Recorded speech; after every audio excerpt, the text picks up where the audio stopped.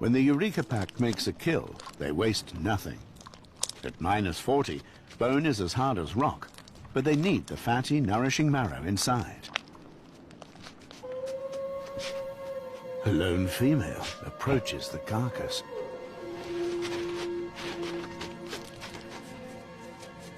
She is taking a risk. She must be hungry.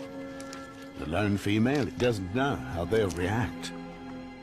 She catches Alpha and Snow White's attention. She's hungry enough to risk a confrontation. The young male at the carcass doesn't seem to mind her presence. But Snow White does not approve.